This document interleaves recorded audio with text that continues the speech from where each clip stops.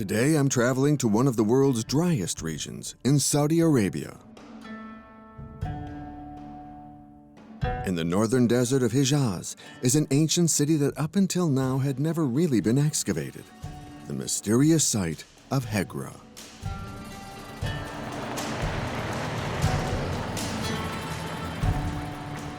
To reach this archaeological site, one must cross over many miles of desert.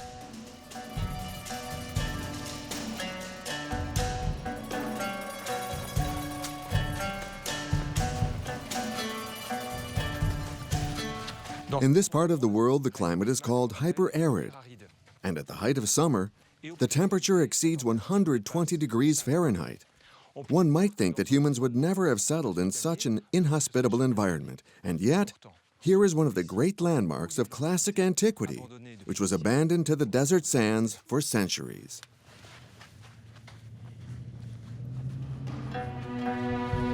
In this rocky massif, humans from the age of antiquity left their towering traces. These are tombs. This architecture is the signature of a legendary people, the Nabataeans. These rich caravanners, contemporaries of the Greeks, reigned in the Arabian Peninsula from the 3rd century BC to the 2nd century AD. Hegra counts over 100 tombs like this. Very little was known about this necropolis lost in the desert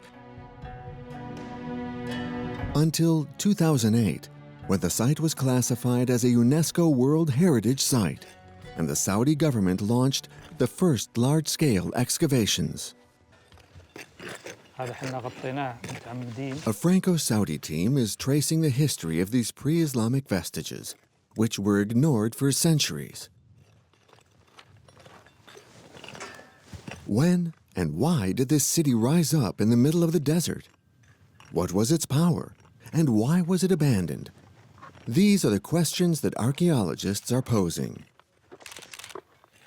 One must realize this team started from almost nothing because no excavation had ever been conducted here before.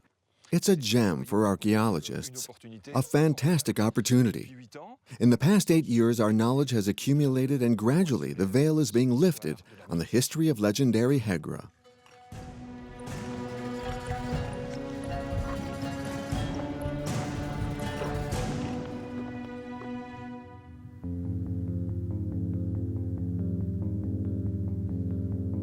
In 2008, archaeologists got permission to excavate this site.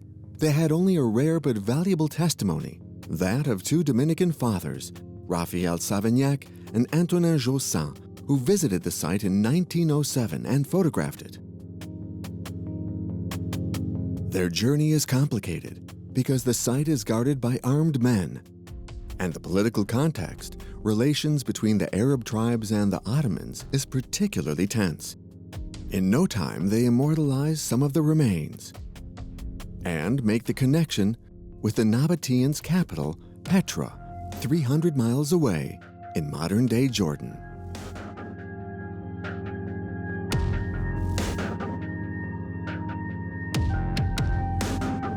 Here, too, stands a necropolis carved in rock.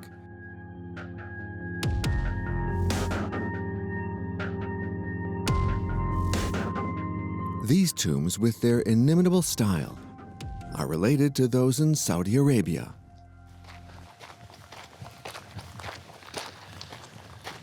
Hello, Lila. Hello, Peter. Wait a second, I'm coming. In this French-Saudi team, a woman co-directs the excavations, Laila Neme. On the site of Mada in Saleh, there are inscriptions. She's worked on the Nabataean civilization for 30 years. She launched the archaeological project here in this city with her Saudi colleagues. When you see a tomb and lapidary art of this kind, we're sure we're among the Nabataeans. Yes, we could say in a way it's their trademark. They carve tombs like this in Petra, and as soon as the Nabataean arrive and settle on a site with rock formations, that lends itself to a rock-cut architecture. They cut tombs like this. The Nabataeans are champions of what can be called the composite site. They will layer different styles starting below with what is called a Greco-Roman order. It's a facade framed by pilasters. Above the Greco-Roman order, they stack an Egyptian entablature, and above that, 2 semi-merlons. The elements we see above. It's called the tomb's crown, and its origin is more Mesopotamian. And it's reflected in this beautiful site. It's both beautiful and unique. Let's see something now not far off, just here. This tomb is unfinished. The stonemason never finished it, so it allows us to see how the Nabataeans carved their tombs. They started at the top with an access. We see some small notches up there. Those there. They allow the stonemasons to exit the worksite. However, they finished each layer completely. We see it in detail. That part is finished. They don't really rework it. They work down, and they don't rework something that's already done. Why did the Nabataeans put so much energy into building such an ostentatious necropolis in the desert? Archaeologists now understand that this necropolis was the result of a conquest. Before the Nabataeans, a different people lived here. Lila found their traces inside this rocky massif on the site, the Jabal Itlib. We enter through a split in the rock.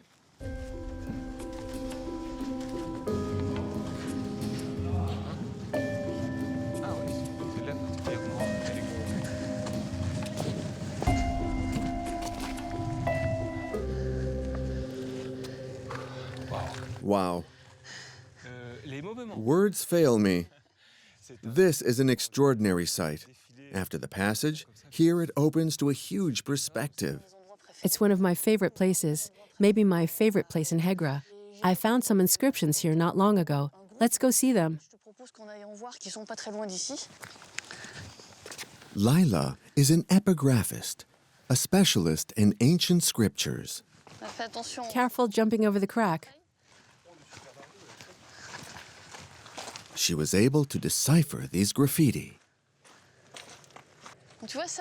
This is the inscription I just mentioned, written in Dedanite characters that are specific to the people who lived here before the Nabataeans. About what date? It's difficult to date, but probably they would date between the 4th and 5th centuries BC. These first inhabitants etched their names here. There is little graffiti of this type on the site. Archaeologists concluded that this first occupation was limited to a village, but it held a treasure that sparked the Nabataeans' interest. You see the rocks far off there? At the bottom, there's a line of trees that were a wadi. A wadi is a stream, and traces of these first inhabitants were found along the wadi. It's not surprising, as access to water was easier here, so it's normal they settled there. We understand better why the Nabataeans in turn moved here sometime later. It's the presence of water that made the Nabataeans settle here when they arrived. A village near an oasis. That's what Hegra probably was before the conquest of the Nabataeans. So when did they decide to settle here? Thanks to ancient texts, archaeologists now know that the Nabataeans were roaming this desert from the 3rd century BC. Hegra is on a very lucrative trade route. The Nabataeans will search in Arabia Felix, now called Yemen, frankincense and myrrh, very popular products in the Mediterranean in ancient times. Their caravans pass through the oasis of Hegra. But when did they decide to annex it? Ancient inscriptions will again deliver precious clues to the archaeologists. With the arrival of the Nabataeans, a new chapter opens in Hegra's history. Can we date it? Yes, we're lucky because in Hegra, unlike Petra, about a third of the tombs cut on the site have long Nabataean inscriptions, and the inscriptions are dated. There in the frame above the eagle, there's an inscription of several lines, and it's the oldest. This inscription is dated from the turn of the Christian era, exactly -1 to +1. So we know that the Nabataeans were here at the time, and it's likely that if the grave was already cut at the start of the Christian era, They were here at least 20 or 30 years before, so we can imagine they arrived in the second half of the 1st century before Christ. And the start of the Christian era corresponds to what point in the trajectory of the Nabataean civilization? It corresponds to their period of maximum expansion. At that time, they extend from Petra south to Hegra, which in my opinion forms a border. Not a modern border, but rather an area beyond which it's not necessarily Nabataean territory, but a territory that can be controlled via their caravan routes.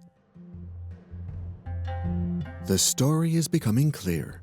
The Nabataeans extend their territory to this oasis a little before the start of the Christian era. They make Hegra a frontier city whose architecture symbolizes their power and wealth.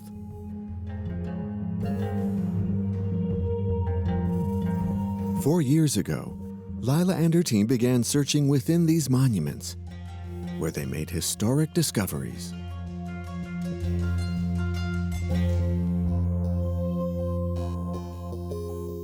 By clearing away the sand that closed certain tombs, archaeologists unearthed remains never before found in other Nabataean tombs, skeletons. A wooden box, and thousands of organic fragments, cloth, leather, meticulously preserved thanks to the arid climate. At Petra, none of this was preserved because of the humidity. Studying these vestiges in the laboratory created a surprise. Scientists understood that the Nabataeans mummified their dead, a burial rite that no one suspected. The deceased were buried naked. The body is coated with resin. We have examples here. These black marks. This material is intended to slow the body's decomposition. So we can talk about a mummy, but not mummification in the Egyptian sense. No evisceration. No evisceration. The organs remain in place. So once they've coated the body with this material, they wrap it in a shroud first. It's of wool hairs which are dyed red. The body is wrapped in 2 other textile envelopes, putting a resin layer between each textile layer. Once we have these 3 envelopes, they must be tied together to hold them. And so we found the straps. Fantastic, it's well preserved. This one is almost complete with borders on each side. And the icing on the cake is that we discovered that the deceased, at the time it was prepared, was not completely naked. The first thing they did was to put a fairly wide collar of dates around the neck, hanging over the chest. And how do we know? Because we found this necklace of dates. Obviously, the dates have dried over 2,000 years. Can you show me? Come closer. There are 3 dates. And what is extraordinary is you see that around the dates, it's empty. It simply means that the date dried. So when it was put on the collar and around the deceased's neck, it was still pulpy. It means the Nabataeans wanted to accompany the dead into the beyond with a food offering. And one can imagine they ate dates in the grave. So this is the first time we find this kind of food offering in a Nabataean tomb. Fascinating. Yes. This new discovery tells us that the Nabataeans, who were polytheists, also believed in a beyond. Swaddled in several layers of fabric, the body was carried in a leather shroud to its grave.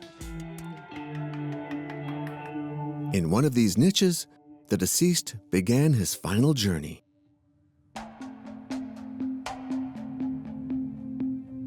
While Leila focused on this discovery, a little farther away, one of her colleagues continued the investigation to understand the history of Hegra.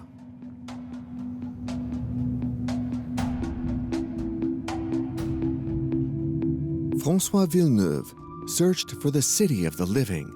He wanted to know what was the extent of the city of the Nabataeans, what was its force. In this vast plain, with very few clues, François nevertheless found the trace of a rampart. Hello, François. Hello, François. Hello, Peter. Nice observation post. Yes, it's beautiful here. You can see the whole of the city. and have a good view of the wall, too. Can I join you? Come on up, you'll see it's beautiful. Wow. Wow, it's pretty here. We have a complete perspective. That said, frankly, it's pretty amorphous. We cannot distinguish much. How could you define this city and identify its limits? There was some hope and probability it had a wall like most ancient cities, in particular in this region. So we set out to find this rampart, which is very flattened now. It's a rampart of mud brick made during the Nabataean period in the 1st century. And you still see remains on the ground. You can still see the remains on the ground. We're well placed to see them here. In the foreground in front of us, we see the remains of stone buildings. It's the north gate in the city wall. If one starts from this door, we can easily follow the wall by looking at the car tire marks. And we see the rampart follows in a southeast direction. Francois identified a wall 2 miles long. It surrounds a city of 52 hectares for an estimated population of about 10,000 inhabitants. This makes Hegra one of the great ancient cities of the Arabian Peninsula. Once these limits were found, archaeologists then opened several excavation sites within the city.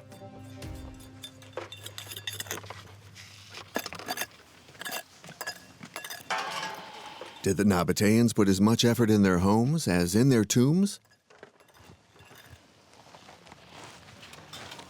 Daifala Al-Tali is one of the 3 co-directors of this unique archaeological site. With his team, he cleared this vast zone, within which he discovered clues of a comfortable life. These are the objects you found? Yes, yes. This is all in the excavation. Here we have something unique, which is a casket for cosmetic. Ladies use it for their daily life, for their beauty. Also, we have the Nabataean influence, as you can see here. It's a head. Oh, yeah.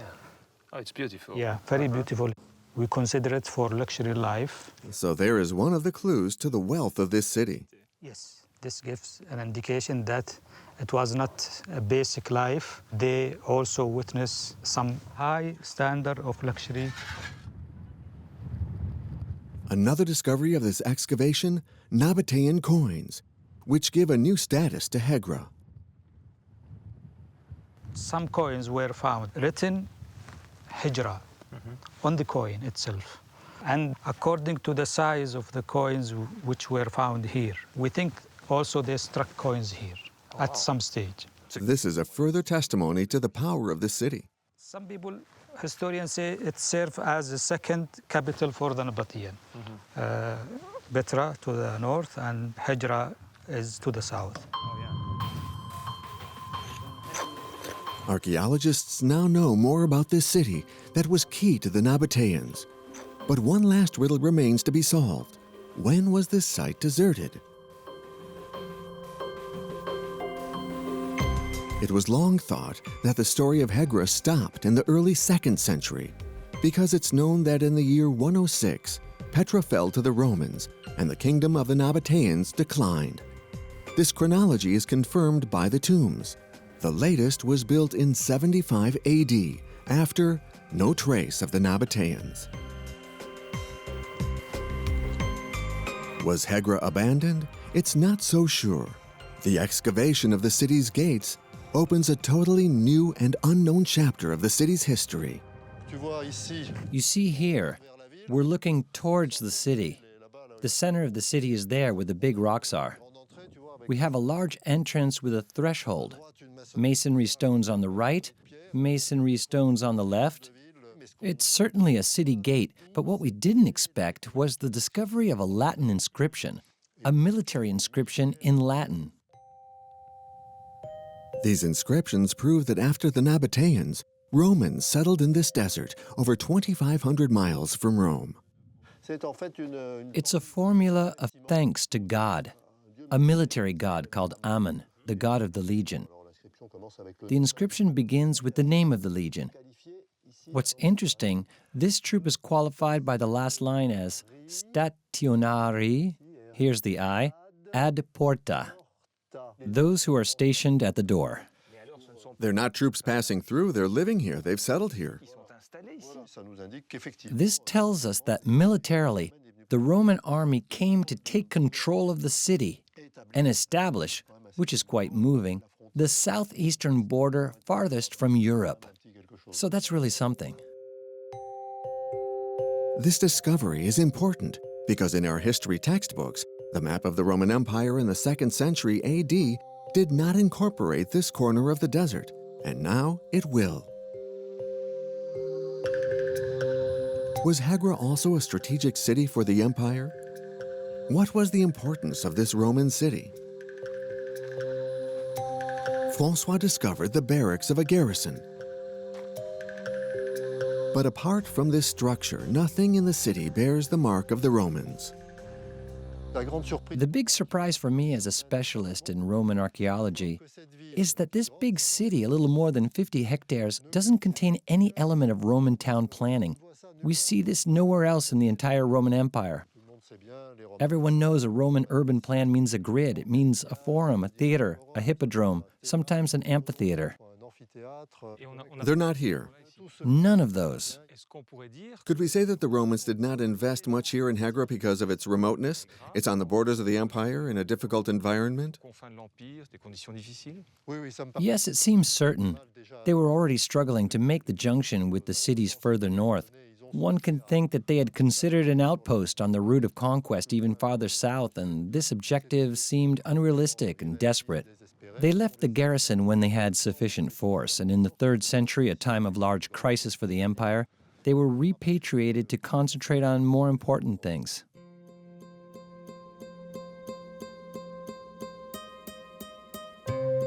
Faced with this hostile environment, the Romans will eventually give up. The coins found in the excavations have allowed us to date the end of their presence.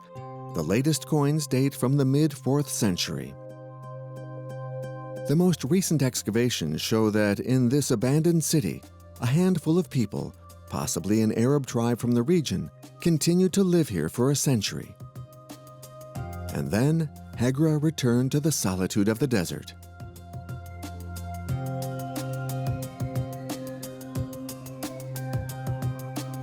Until this team revealed their story.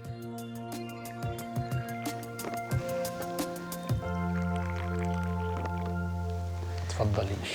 هذا مخصوص. I'll take for myself also. Thank you. How do you say to your health?